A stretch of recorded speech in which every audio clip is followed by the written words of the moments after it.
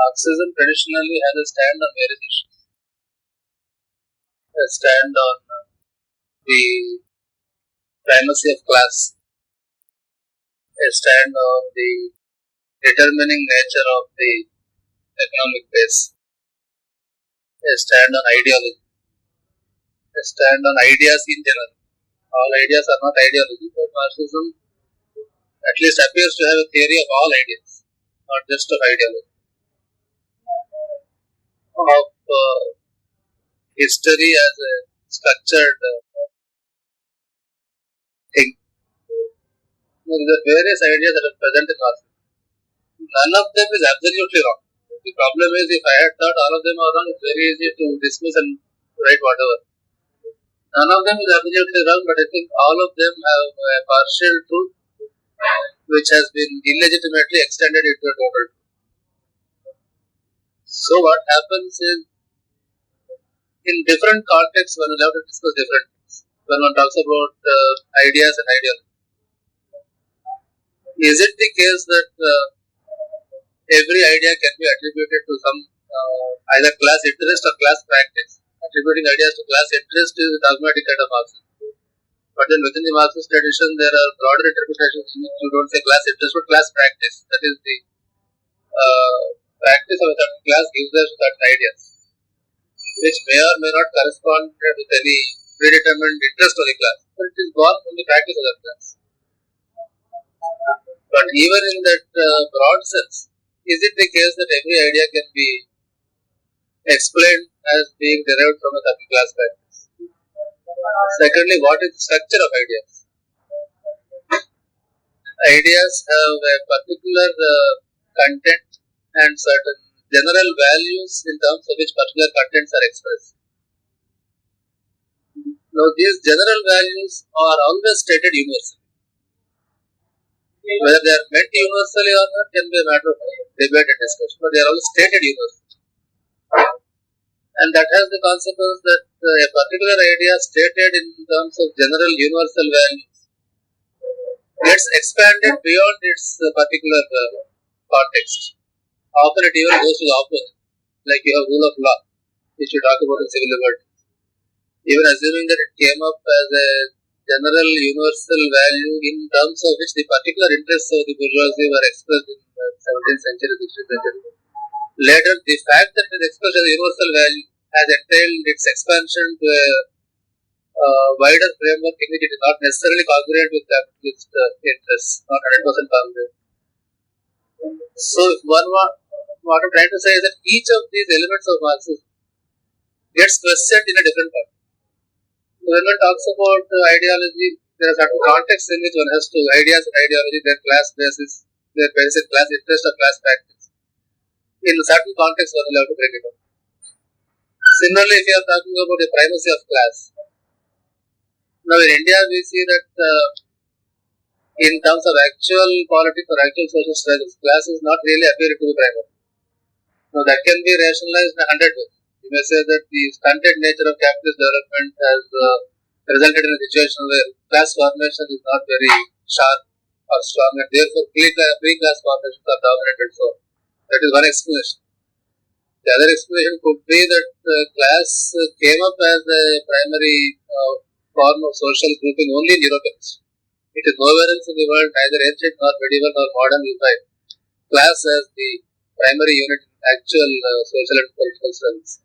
So to assume that what happened in European history is the norm and everything else is a deformation which has not happened because of imperialism or something is a peculiar form of logic. That's one kind of logic. You can start with a different logic. If we don't assume that what happened in Europe is the norm, then one may have to conclude that class may not be the primary social unit in terms of public life. After all, the whole discussion from the time of Marx till today about Asian society has been that because of some reason, some Asiatic mode of production has come up, and because of that, class formation has not been very sharp, and because of that, class struggles have not been very sharp. And all this because of influence that what happened in Europe must have happened here, because it did not happen here, there has to be some reason for it. Why should that kind of an argument be there? So, in this context, one has to, and especially when one talks about India in the context of caste as a major phenomenon that has come forward as a focus of mobilization, political mobilization. Then in that context, one will have to talk about whether class is the really primary uh, element in society. Similarly, inevitability of socialism and other things. The whole of the Marxist tradition, the reason why capitalism is always going to be crisis ridden, that I think is a major achievement of Marx. That capitalism will be always crisis ridden, and a particular way in which it will be crisis ridden was very sharply, beautifully predicted by Marx. That is true. But he also believed that within this crisis ridden capitalism, a force will come up which will build socialism. That I think is neither logically nor historically substantiated. That the working class will struggle and build socialism. Because will struggle whenever it is oppressed. Every class will struggle where it is oppressed. But the struggling working class, in its struggles, will either inevitably, in the sense of the natural law as Plekhanov and Kautsky and others spoke, which was actually not the kind of terminology Marx ever used. But Marx also believed that he would never have used words like iron law of history, which Plekhanov, Kautsky, and even Lenin used. Marx would not have used such expressions. Still, he also believed that in some sense it is inevitable.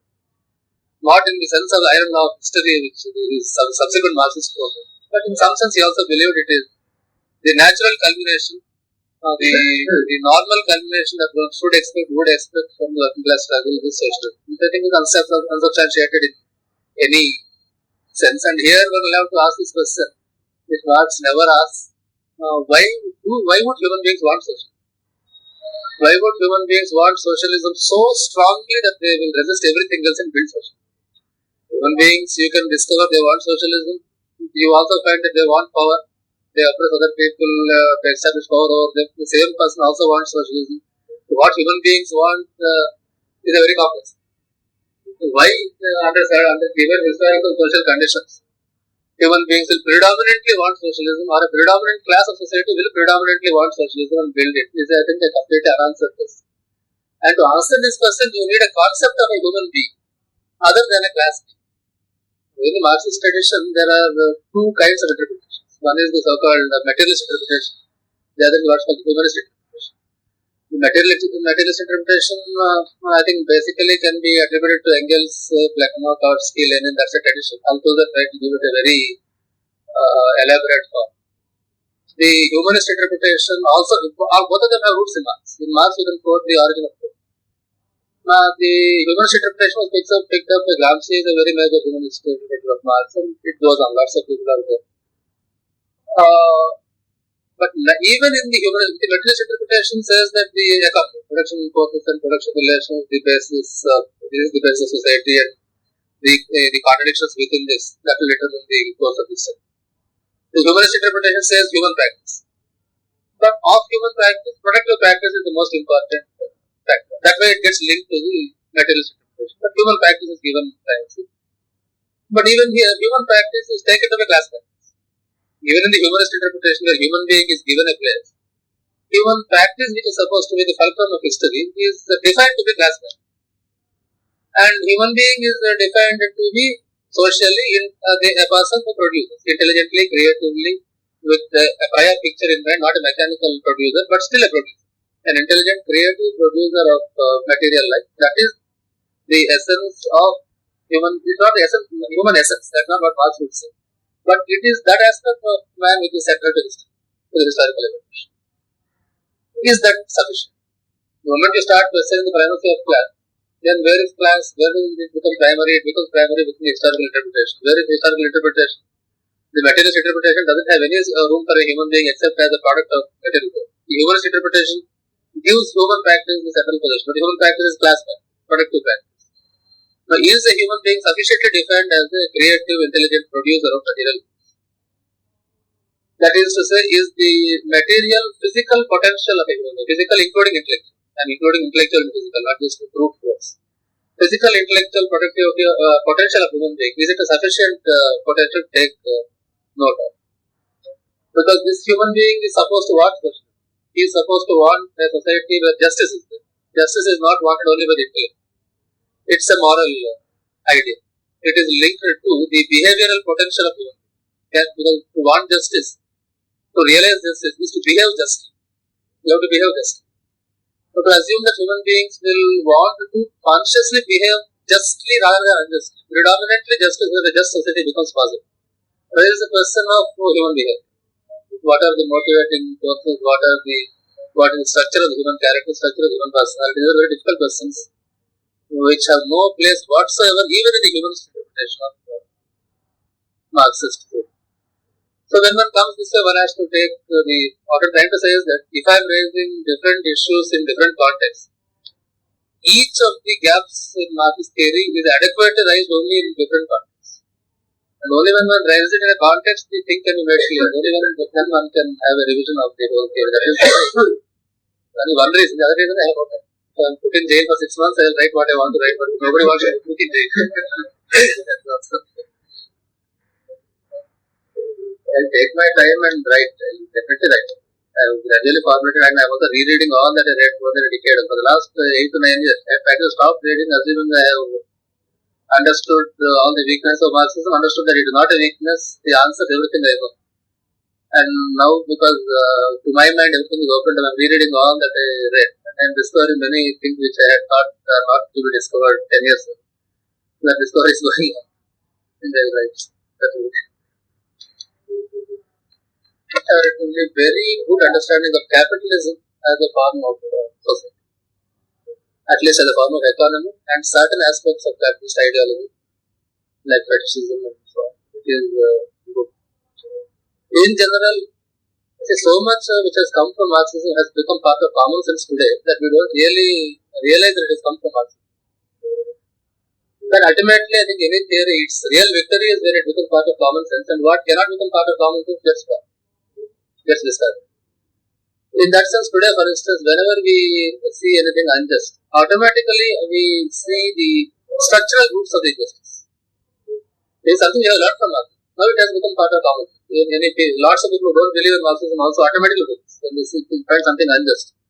Where is the structure which is giving that injustice? They automatically try to look at it. And then within the structure, they locate those who are benefiting and those who are losing from the structure. Feminists do this, Ambedkarites do this. Modern Ambedkarite interpretation of caste is so different from Ambedkar's interpretation, though they go on quoting Ambedkar. It is strongly influenced by Marx. Marx's way of looking at it. It is not Ambedkar's way of looking at it. That caste is a structure. Who is benefiting? Who is losing? And once you see injustice as rooted in a structure, that some are benefiting, some are losing, then the consequence, the next thing is that those who are losing from the structure should fight against structure and transform it. Only then injustice is really. Until then, whatever you do, injustice will not go. These are all ideas which we today take to be part of common sense. In other words, the fight against injustice, many of the ideas required for the fight against injustice, I think have been formulated by Marxism and have become part of our common way of thinking. It is still not fully adequate because I think when we talk of injustice and fight against injustice, ideology is very important. There I think Marxist understanding of ideology is very, very inadequate. Much more needs to, because ideology is what you believe in. You believe in something not because somebody has opened your brain and injected something to you. You believe in because that is the way you understand.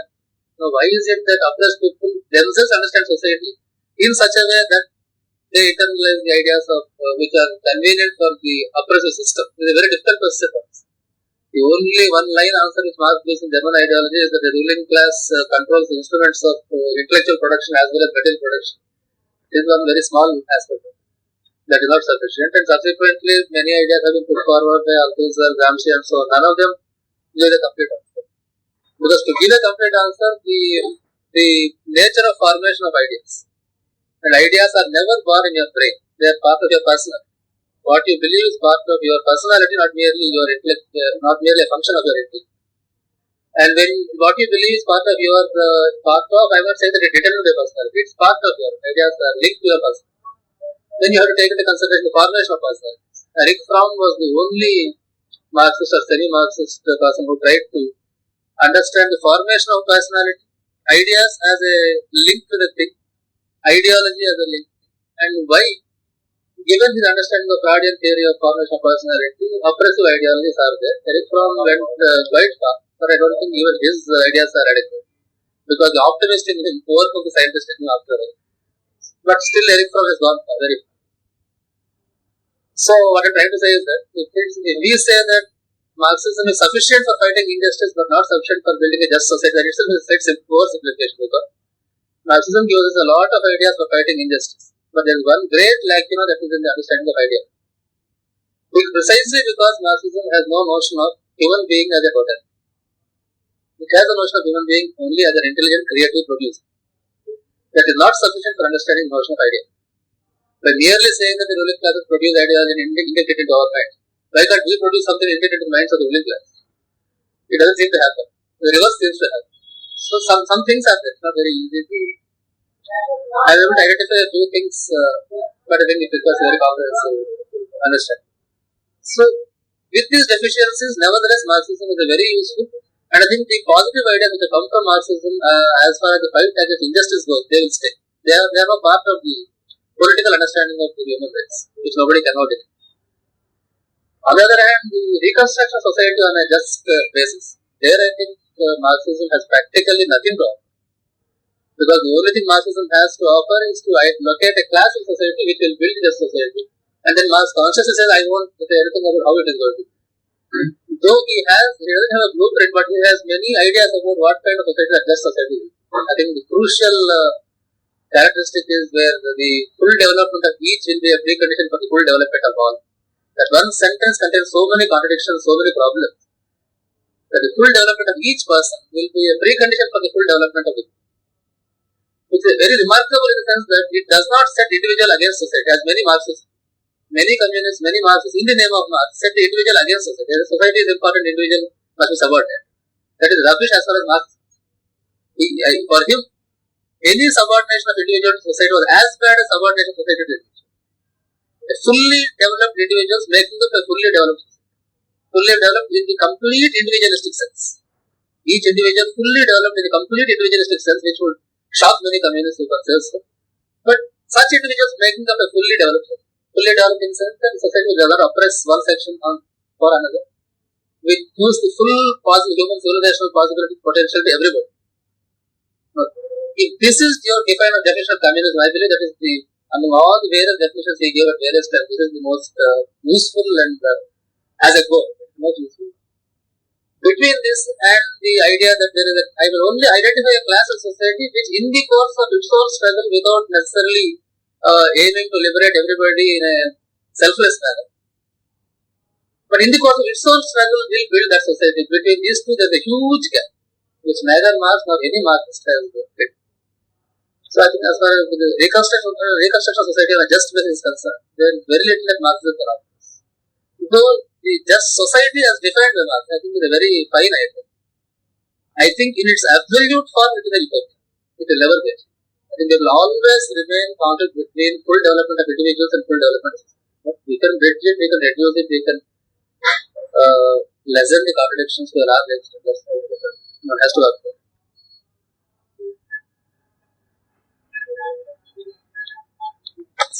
Where do you fix your insight? I would agree, everybody would agree that change is not only production, change in production relations and productive process, it is a comprehensive. But then, of all the change that is required, naturally you fix sites on one change which is fundamental to product. Nobody can accuse Marx of saying only that economy should change, nothing else should change. This is not.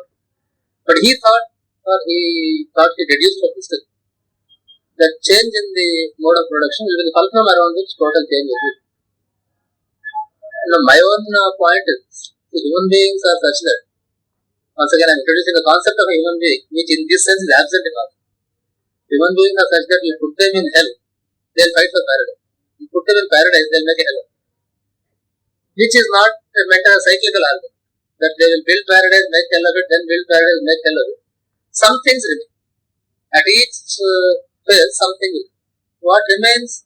Marx recognized one thing which will remain, that is the development in science and technology. That was supposed to be something which accumulates over history.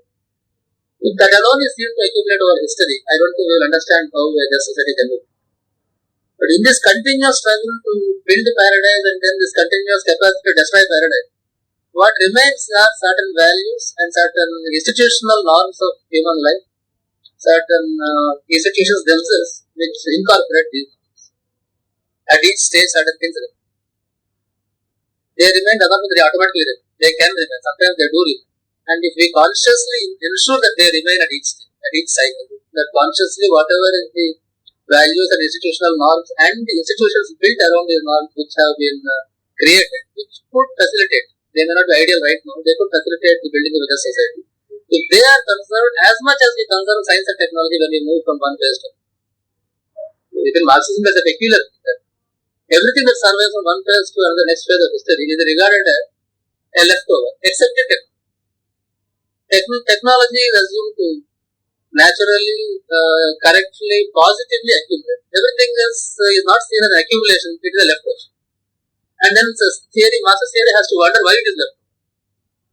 And for instance, why Greek art is still appreciated. Marx himself had some peculiar answers, and Lucio Colletti and others have tried to give some other peculiar answers. Peculiar answers have to be given because it is uncomfortable that anything other than technology can accumulate. If it accumulates, it must be a leftover from the past, which is either a completely redundant, useless cancer which is hanging over from the past, or it will somehow seem that it is an old idea which is re-articulated in terms of some new interests. Because you can't accept that there can be accumulation of certain values and institutional norms, certain, it could be aesthetic norms, aesthetic values, whatever, in whatever form. I'm not totally ruling out reinterpretation. But that they can also accumulate, just as technology can also accumulate, even though the use of technology is often again determined by future social norms. There we don't feel any discomfort, but here we feel discomfort. And that is because of the peculiar nature of it. I think the deficiency of it.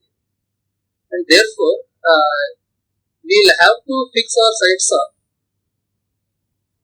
what values, not mere abstract values, but concrete in terms of social norms and social institutions, which become binding on human beings through cultural.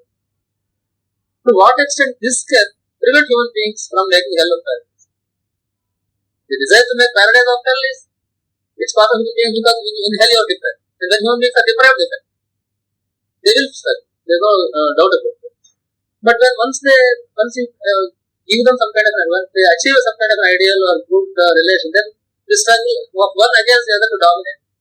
Well, against that can be prevented only by strongly entrenched cultural norms of justice and equality, which again have accumulated from the time of Buddha. They have gone accumulated.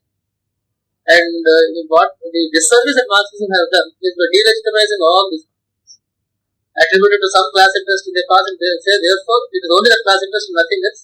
If it still survives, it is again useful for Gandhi to again reimpose some bad class interest on society.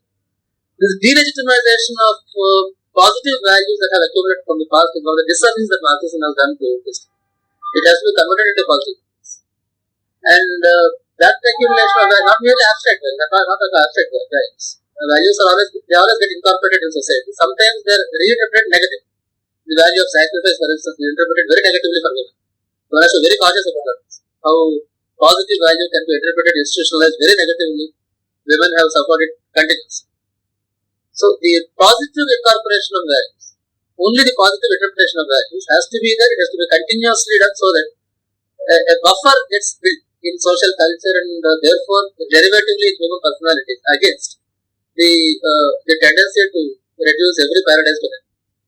That I think is necessary, and that requires a consideration of human being. What is human personality? How is it formed? What are the innate tensions within a human being? Simply divided, one can say there are both evil and good possibilities in human beings. Each are permanent. They are universal. You are never going to get perfectly good human beings or perfectly evil human beings. But when I am talking good and evil, I am talking in terms of good is that which subserves unity among human beings.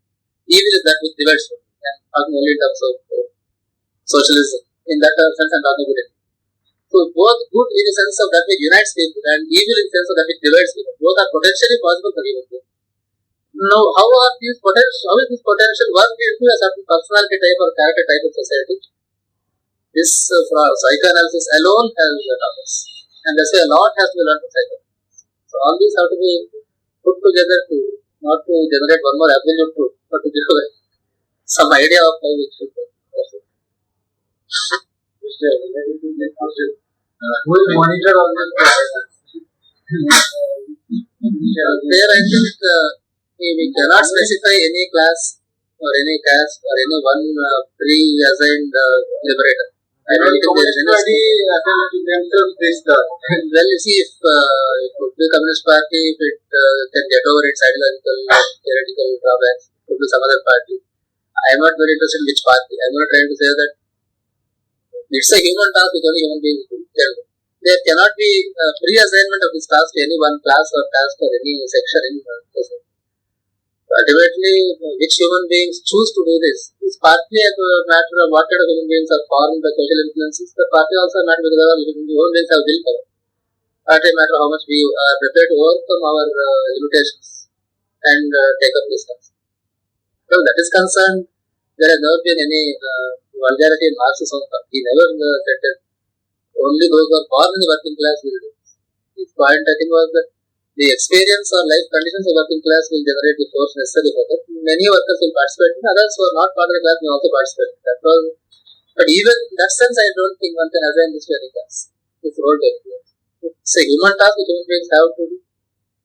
Those who live a life of suffering are more likely to be attracted, but the very fact that they are attracted and they are fight often means that they move out of the life of suffering. Then they will no longer be interested. Somebody else may take.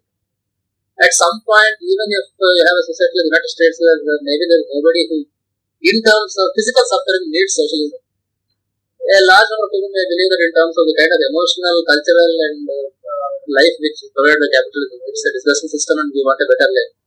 And then the choice may not be only from any one class. Maybe the very big millionaires may not want it, but the rest of society may decide that this is a brutalizing way of, even if I am getting a lot of elite and a lot of comforts.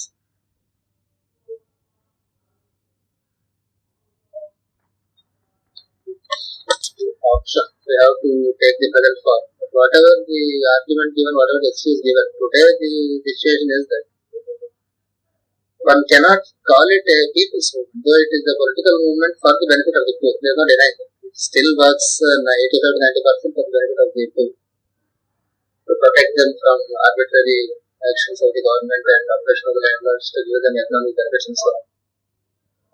It's not a self-conscious movement of the poor. It's actually an armed movement which uses a lot of violence for the benefit of the people. But then once this movement gets detached from the poor, becomes a movement above them, over them, to protect them, and to use a tremendous amount of violence in order to protect them or to give them some rights or give them some satisfaction and so on. A gap develops between the people and the movements have become largely unaccountable. They have very little accountability. They, whenever, even if they invite their own sympathizers to discuss it, so because the difficulties, various difficulties and problems, they don't have open meeting with the. So they sit somewhere and call their sympathizers from the village, what they call the militants. The word militant is used differently in Andhra Pradesh than Kashmir and Punjab. Kashmir and Punjab, it is the armed activists who are called militants. In Andhra Pradesh, it is the persons in village who act as a link between the people and this ML party. They are called. They may or may not be armed. Usually they are not armed or they have some small weapon with them. Not they live in villages, more or less, semi-legal. So what I'm trying to say is that these parties today, given this situation, have very little direct contact with people. They call their these militants, talk to them, take their advice, and generally go and give the directions to these fellows who will go and implement it in the village. Which means that for the people, even to tell them what they feel is very difficult, unless they do it through the militants. And then you have to tell the militants only what the militants like. You can't tell through them that these militants are bad fellows, you read them. You can't. So, complaint and criticism against the party has become very difficult. We know this because when we go to the APCLC is the only organization which actually knows what is happening at the ground level. You can meet lots of revolutions from Andhra Pradesh who will give you what their party tells. I don't want to say everything is negative. I would still say that on behalf of the poor people in Telangana, they are the only. There is nobody else. There is no point in denying that. That does not exhaust all the questions of the ask. They ask a lot of questions afterwards. The first question is, what is the accountability they have towards the poor? What is the mechanism that poor people have to hold them accountable? They don't know that. So when you go to villages, somebody comes and says that I have been threatened by them. They told me I am doing this bad thing. I have not done so. And we say, why don't you communicate? They say, how do we communicate? I have to communicate to the village militants who are the fellows who are actually instrumental in giving me a bad name in the first place. How do I communicate to them? So you please tell. When we say that we don't have direct contact with them, they say, we know you don't have direct contact. Somehow, please send a message. This is a request we get every day when we go to Warangal, Karimnagar, these villages. And we try to send a message one way or the other. Sometimes in extreme situations, we give a public statement as APCLC. that this is being done, it is wrong, please stop doing it. Sometimes, very occasionally. So what I am trying to say is that their answerability, accountability to the people has decreased a lot. Secondly, the problem with using violence as the principal means of serving any class of society, poor or rich or whatever, is that the violence and terror has to be generalized if it's to work. You cannot have partial terror aimed only at one class of society. That doesn't work. That doesn't come your work. Because the terror used as a weapon for safeguarding or serving the interests of one class, ultimately it turns out that it always injures your own social base much more than it injures them. It's a fact which I think somebody was speaking of yesterday also. It's a fact that Kashmiri militants have killed many more Kashmiri Muslims than Hindus. Khalistanis in Punjab have killed many more Sikhs than Hindus. And Naxalites in Andhra Pradesh have killed many more poor people than rich people. That's how terror works. And then it becomes a very uncomfortable. A poor person is agent of the landlord, agent of the state, police informer, whatever he may be, he may not be. Point is that once you use violence and terror as a means of serving the poor or whichever class, it gets generalized and you start using it significantly against your own class. Apart from the general logic of terror as a means, as a political means, there is also the specific intolerance which communist parties have, that they do not tolerate differences within their social base. They will tolerate the enemy much more. Within their social base, they don't tolerate differences. So a rich man who criticizes them, is against them, may not be killed immediately. He is their enemy anyway. One may kill him every day. But a poor fellow who becomes critical has to be killed today. Because he is in the social base. So there is a logic which works very much against it. So that today a large number of the particular communities which are the social base of the tribals in Telangana, Dalits, those among them who got to school, college, got educated or moved up in society, they have a strong feeling. They have today a strong feeling that even all of them acknowledge that they have benefited a lot from the Naxalites, but we are in a position where we have to accept them as the only leader. We cannot seek any politics other than them. Don't we have this freedom? Ultimately, the freedom of your own social base, freedom from you, not freedom from the state. You have, in fact, fought to get them some freedom from the state. You have done so. You have given them a spike to stand up and press. It's very fair. But the spike to stand up and press in you, that you have to. So this is a peculiar position. That is one reason why whenever one talks of repression against them, these days I feel that unless one puts the whole picture and talks of repression in this context, it doesn't serve much use. And it becomes a little painful to go on writing these things again and again, so I'm not writing much.